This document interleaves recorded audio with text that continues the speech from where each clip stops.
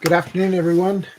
Hope you're having a great lunch break. Glad to be able to be on live with you today to talk a little bit about our Navajo Artisan and Small Business Relief Grant program that is being funded through the Navajo Nation Division of Economic Development.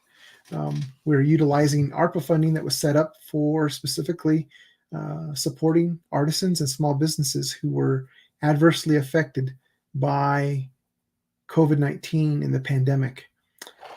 These funds are a little bit different than previous renditions of this grant, as we are in the recovery process completely of the pandemic.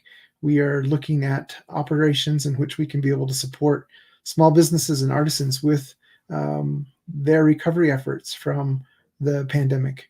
As you know, during the pandemic, we had a lengthy uh, shutdown of the Navajo Nation, and a lot of our industries, economic development industries, have been adversely affected with a number of things from not being able to have tourists come in and sell our goods, to even the fact that we had prolonged shutdowns where we couldn't even leave the reservation to get items and things like that. And so as a result, a number of folks have been trying to work out ways in which they can be able to make money and to be able to support themselves. Navajo businesses and artisans are resilient individuals. They've been working through a number of different challenges throughout their lifetime, and as a result, they have that mentality of continuing to work on and strive to overcome the difficulties that they've endured, but wanting to make sure that they provide for themselves and have that self-determination of working out to provide for themselves and their families. So over the past few months, our company, HN4 Solutions, was selected by the Division of DED Economic Development to operate these funds, because what the Navajo Nation knew, or what economic development knew, is that it's going to take a number of steps to be able to get all of these applications coming into one location, have them reviewed based on the criteria that was set up, and then expend the money through the Navajo Nation's financial management system. And that process itself would be individual grant awards to a number of different artisans and small businesses. And that process would take very long to be able to complete. So as a result, economic development decided that they wanted to expedite this. And we created this process in which the funds would come to an entity such as ours. We would be able to accept the applications, put all the mechanisms in together through an online portal system, through a data management system that could be able to collect all that information, have on the back end our staff be able to start looking at and review applications, and then issuing awards with them, as well as being able to have individuals that could be able to support the efforts of talking to artisans and small business individuals to help them through the process of preparing their grant application and submitting it with all of the necessary requirements. So as a result, when HN4 Solution brought this on,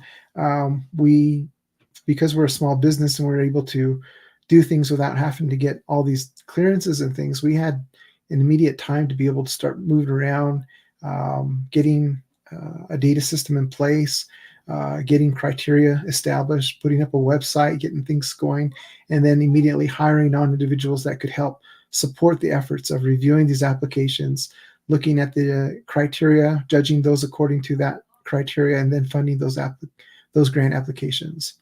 So to date, we've had a number of different response, I guess, to the application process. Let me pull up a few numbers here. For our artisan, it's probably been the most overall responded to grant process. We've had over 533 applications so far from March 6th. That's when we were able to go ahead and we're given the go-ahead from the Department of Economic Development to go ahead and get started. And as we've been going through the weeks, we've seen an increase continually from participation in the grant application process. Over the last month, we've had over 100 applications per week on average that we've been able to see. So we've seen a great number of applications coming through.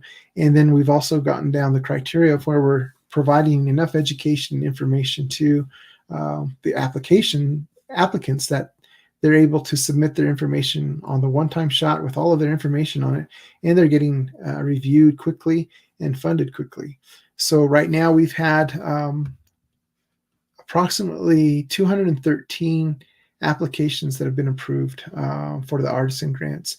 And our biggest response that we've received so far has been primarily through Eastern Agency and Chinle Agency and Fort Defiance Agency.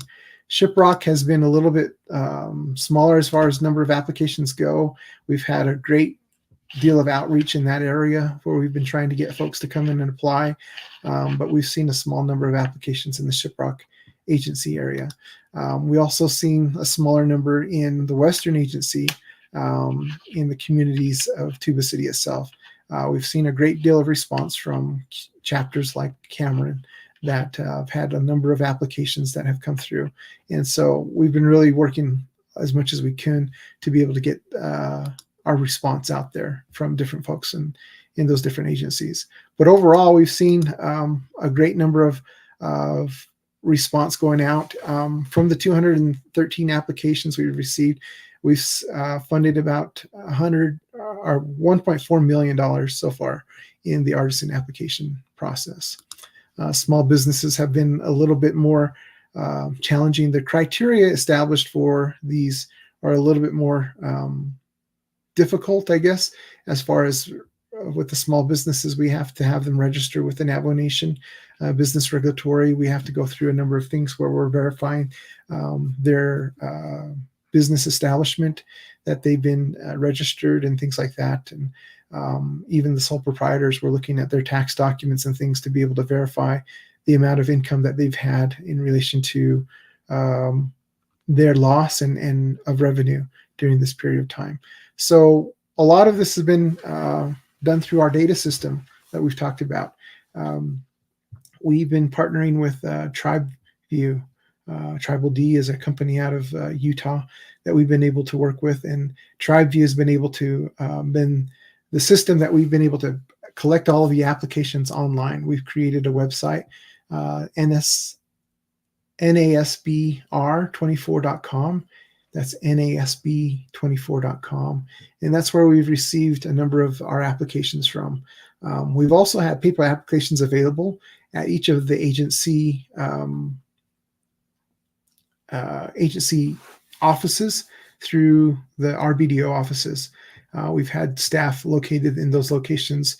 They've been able to accept the applications in the paper form and be able to work with individuals to be able to support them with the correct information they need to obtain and looking at and verifying the types of documents that are being submitted. And in those instances where we don't have all of the correct information, we work with the applicants to be able to provide that information and correct that anything that's maybe missing in relation to this. So that's kind of what we've been able to do so far. In each of those instances, we also have individuals who speak and understand Navajo and have been able to provide that kind of information to the applicants and supporting them with the correct information that they need to obtain for their application submission.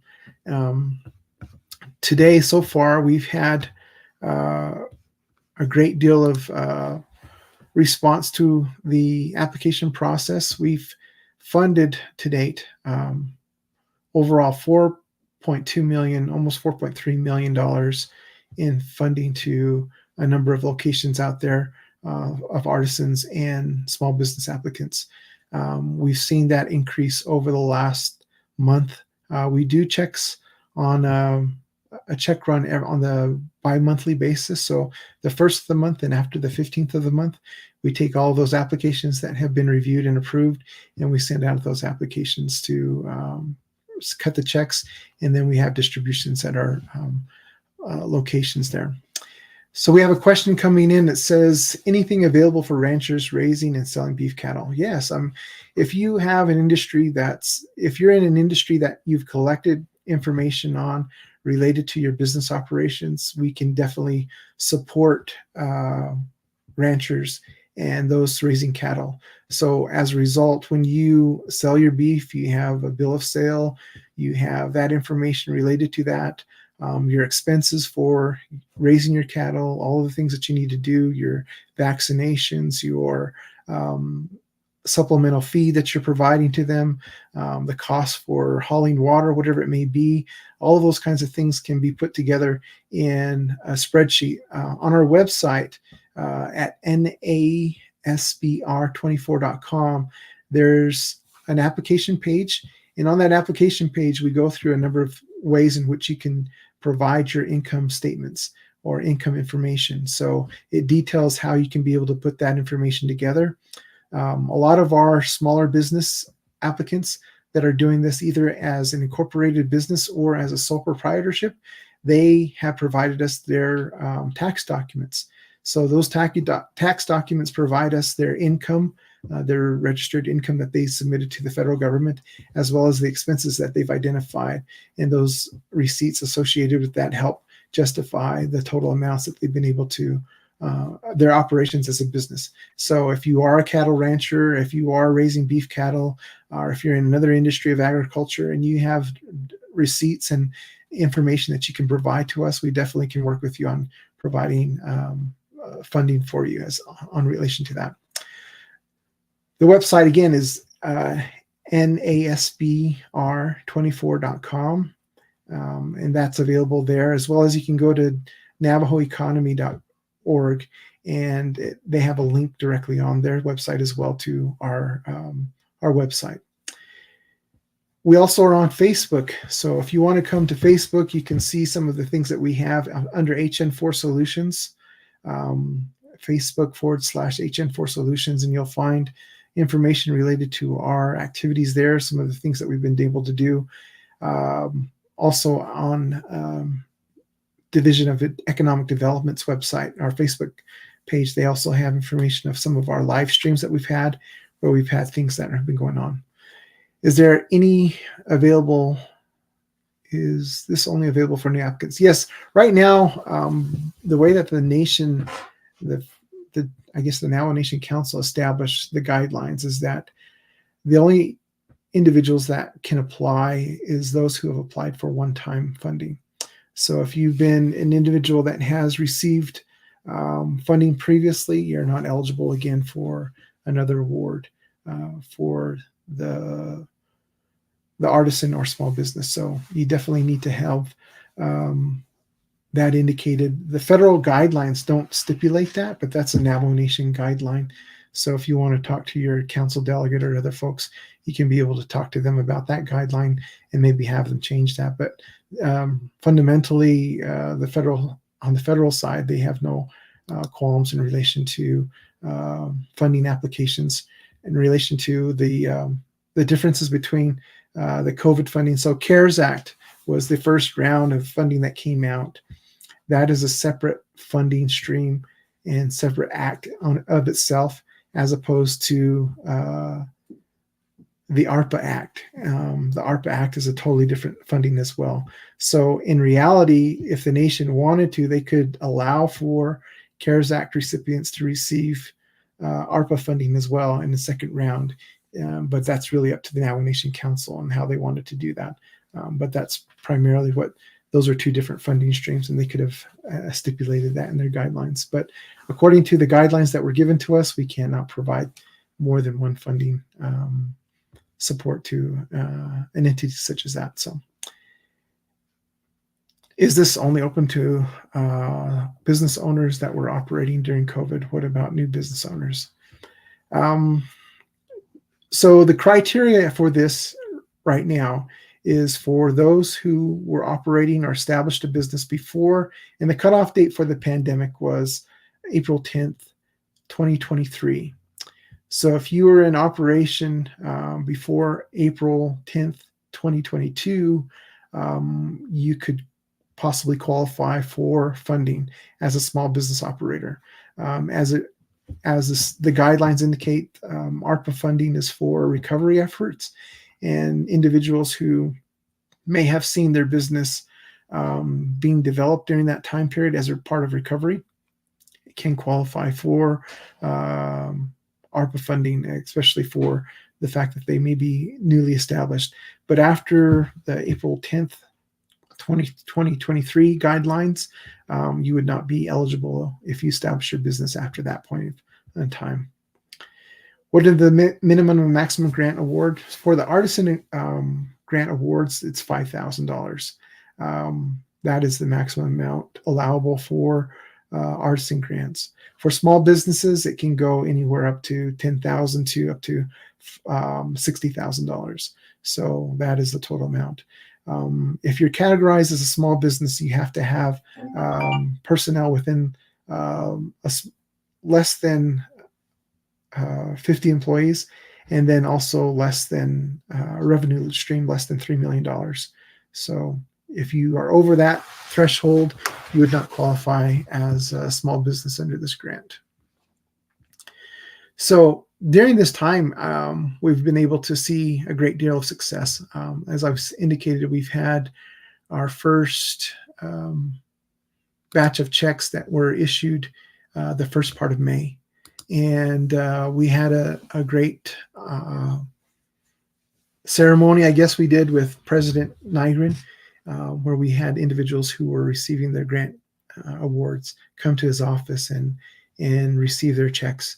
And we listened to some of the stories of the individuals that had undergone a number of hardships during the time of COVID, especially those who were relying upon industries such as tourism that had been crippled really pretty much from the fact that they could not operate anymore.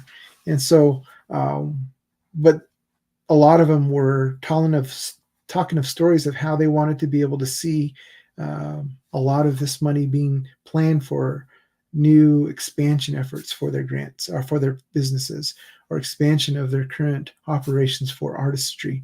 They wanted to reinvest in new products. We had one individual who is an artist that makes products that are kind of catchy and new. And as a result, she, after the day that we did the award, a few days after that, I saw her in town, and she came up to me and said, "Look, this is what I'm doing." And she showed me a new product that she had already created using the grant money that she had received, and already invested in a new product line, which were some items that go on the croc shoes. And she was putting those out that were specifically for native designs and things like that. And she said, "Look, I've already invested my money into this new product, and they're already selling." And so it was great to hear that kind of story. We've had a number of other folks who have talked about how they've struggled through COVID and the challenges of trying to get back on their feet, because they ended up having to sell some of their equipment to be able to make it through that time period. And now they're using that type of the grant award to repurchase new equipment, or their equipment got old, and as a result, they're reinvesting their equipment, reinvesting their grant funds into new equipment so that they can be able to continue to make new products and to be able to expand their operations. We've had a number of folks who said that they're using this to take their food stands to a new level, and they're actually going to be buying new food trucks with the money that they've been able to receive. So, there's a lot of great things that are going on that we're hearing in relation to the stories that are happening. And we're doing as much as we can to be able to support the artisans and the small businesses with the funding that's available. We have another question coming in. If awarded the grant, does the awardee need to do a quarterly, semi-annual, or annual financial reporting?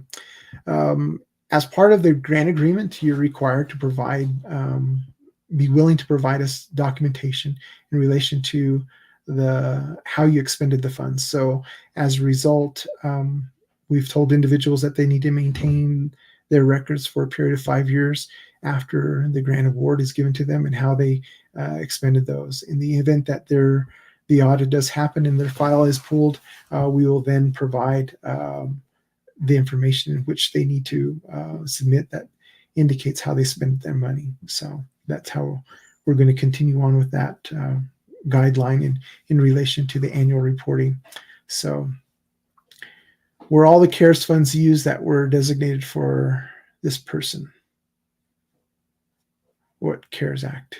Were all the CARES funds used that were designated for this person? Oh, for this purpose, I'm sorry.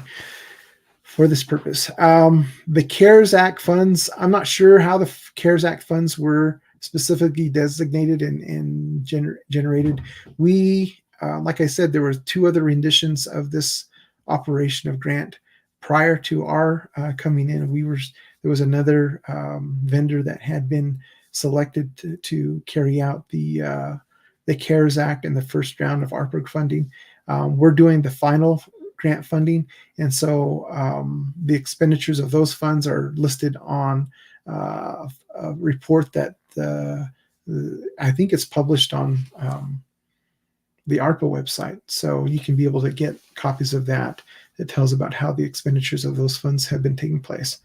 But other than that, that's kind of primarily how everything has been working out so far. We'd like to, encourage everyone to continue to apply for the grant funding. There's a great number of information that we're gathering from folks in relation to the industry in which they're primarily serving. If you have questions in relation to how, if you should qualify or do you think you might qualify, you're free to call us. You can call us at 928-370-4481. And we have individuals that will be answering calls. I believe on that particular phone line, you can select the agency in which you're from, so you can be able to talk to someone in person over the phone that can be able to answer any questions. We also have staff members that are out in the agency RBDO offices that you can go by their office and they can answer any questions that you may have. In addition to that, we have outreach efforts. So our client relation specialists are actually going out to individual chapters, and they have a schedule in which they've been able to establish where they're going out to a chapter, say for instance in Chinle, rather than having to come all the way into the Chinle RBDO office. We've had our client relation specialists go out to Pinon, out to Lukachukai, out to Saili, so that folks don't have to actually come into the agency office to submit their applications. The same thing with Eastern Agency. We've had folks go out to Torion, so they don't have to go that extra hour out to Crown Point to be able to submit their information. So we're working with folks as much as we can. If you have any questions, please give us a call. We'll definitely do what we can to provide as much effort as we can, resources as we can to be able to help you fulfill your application, submit it to us. Again, our application is online at NASBR24.com. That's stands for the Navajo Artisan Small Business Relief 24.com. So if you want more information, please feel to go to our website, fill out the application, and get that information submitted to us. So we hope that you enjoyed this opportunity to talk about the grant.